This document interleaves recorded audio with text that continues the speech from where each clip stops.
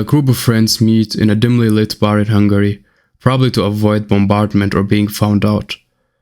And after laughing a bit, discussing their lives, one of them, the watchmaker, poses a moral dilemma or a moral question, which quickly ruins the mood and drives everyone to shut up and think. The question posed was as following. Guyu is a slave. His life was a constant stream of loss, torture, and pain. He got beaten up once just for smiling in the presence of his owner. The owner took his daughter too, had his way with her, and then offed her after being done. He lost his son too, after Guyu accidentally stepped on the tail of his owner's dog. Not only that, the owner also removed one of Guyu's eyes. But still, Guyu consoles himself every night by telling himself that his life is better than his owner's life, because he's not the one committing these crimes, he's not the one making people suffer. The important point being, because of his suffering, his conscience is clear, and he actually believes he is the better person. Now on the other hand, the king also has a clear conscience, because he believes he is doing what God wants. He is the king and he's doing the norm of his time. He believed that every decision he made is right, is morally justified, and as a result, he also sleeps with a clear conscience. He absolutely, undoubtedly believes he is a good person, if not the holiest person. Now keep that in mind. Now unfortunately, you have to go and be reincarnated as one of the two options.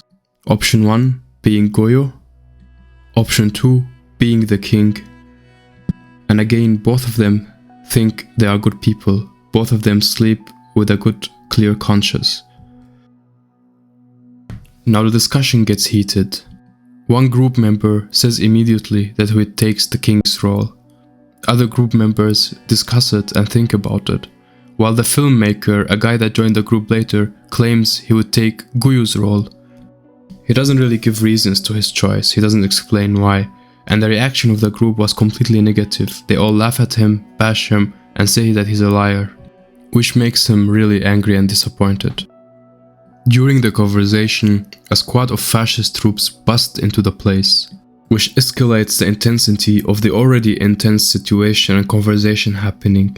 The squad ends up just harassing the group, asking a couple questions, buying a couple drinks, and then leaving. And after they left, the group calls them murderers and animals. And basically afterwards, everyone packs their stuff and goes home.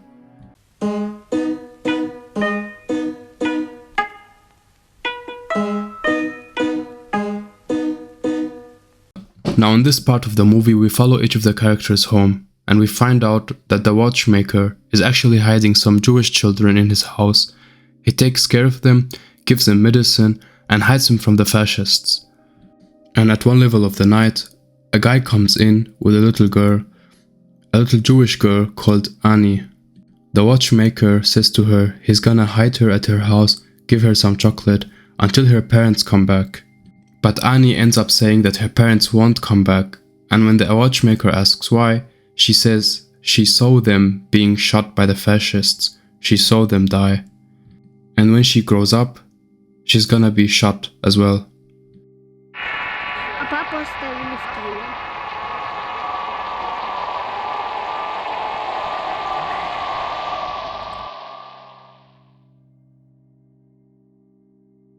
The filmmaker has a really interesting inner dialogue with himself about suffering. He believes that the highest moral form of living is actually suffering.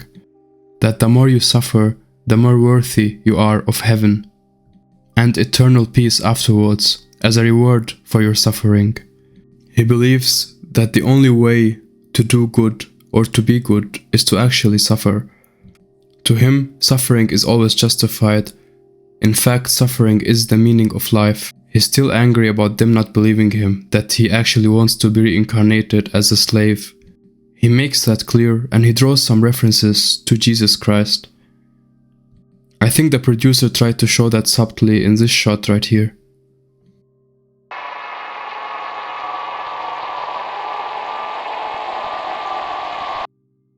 The bar owner goes home and starts a conversation with his wife, They talk about paying off the Soviets and the fascists and playing both parties. And he ends up concluding that he would take the role of the king if he got reincarnated. He would let others suffer, but he wouldn't suffer himself.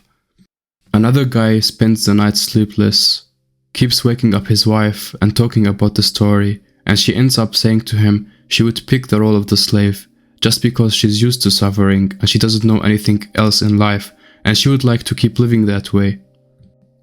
He says he tried to convince himself, but he doesn't have the guts to. He tells her he's sorry he's not the man she thought he is, or he thought he is. And then he goes on to spend the whole night thinking about the story.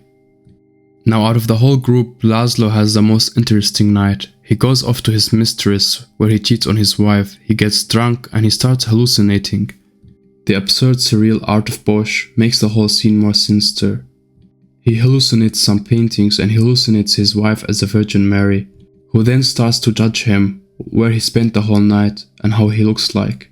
It seems like the producer tried to show his sense of guilt, that he pretends is not there. For me, that was the most intense and disturbing scene out of the whole movie. Afterwards, we see him going home in the morning, tripling on the streets really drunk, going on a tantrum and shouting about how he will choose the king and he will not be the slave. He ends up struggling to get inside, and his wife opens the door for him in a scene similar to what he hallucinated, which confirms to us that this is a usual occurrence.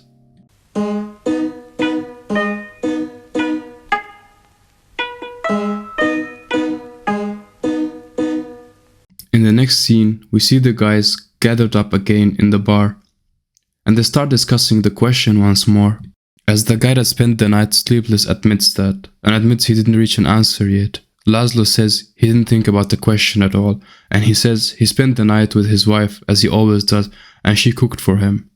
The conversation then gets interrupted by the fascists once more, but this time they actually arrest everyone. They don't say why, but they just take everyone with them. You'll notice that the filmmaker is missing from this scene. So basically, the filmmaker was so angry that he told the fascists that the group insulted them and said that they're animals. Next, we see the young guy from the fascist group asking his commander if he should just execute the group, while the commander says no, he shouldn't. He then explains that it's not mercy why he will leave them. He explains that if he let them go, but let them go broken, it will leave a message. It will tell everyone not to do what they did, instead of just offing them and no one hearing about them anymore. Now this struck at home as someone who grew up in a fascist regime and saw what they did and how they treated people. How breaking the will of the people is the most powerful weapon they have. During that time, the group would be beaten up in a prison cell, wondering why they're there, and they start suspecting it's because of the watchmaker and the Jewish kid he hides. I wish I could do justice to this scene, but in this short video it's really hard to. The punishment that the commander uses puts the guys in a real-life situation of the question the movie started with. He tells them they either slap a weak prisoner that's already dying, or they die themselves.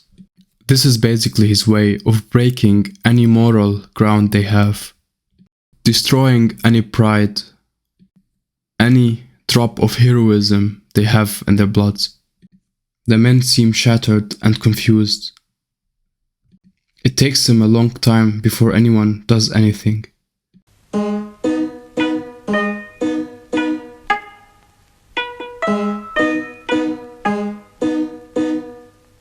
Now my friend, as much as you want me to tell you the ending of this movie, I'm not gonna, because I really believe this movie should be watched and should be understood. But you don't have to know the ending to reach the conclusion of the movie. You don't have to know the ending to think about the moral dilemma it presents. Would you rather suffer or let others suffer? Now many of us would claim that they will take the slave's role, that they will not be the king, that they will not let others suffer. But the problem is, we do that in everyday life. We are the king in everyday life, in our choices. Think about every choice you make, every purchase you make. Is it always really selfless? Is it always really morally justified? Think about the way we treat animals for the sake of tasty food. Think about the way we treat workers for the sake of saving money on a t-shirt. Slavery does still exist. Oppression does still exist. And just because you don't see the victim, it doesn't mean you're not contributing to it by your life choices. And I understand there might be no way out of that. And that's why I ask you, do you think it's ever possible to be a good person? And do you think the suffering of other people is ever justified for your comfort? Those questions are questions that I myself don't know the answer to. And the more I think about them, the more depressing it gets.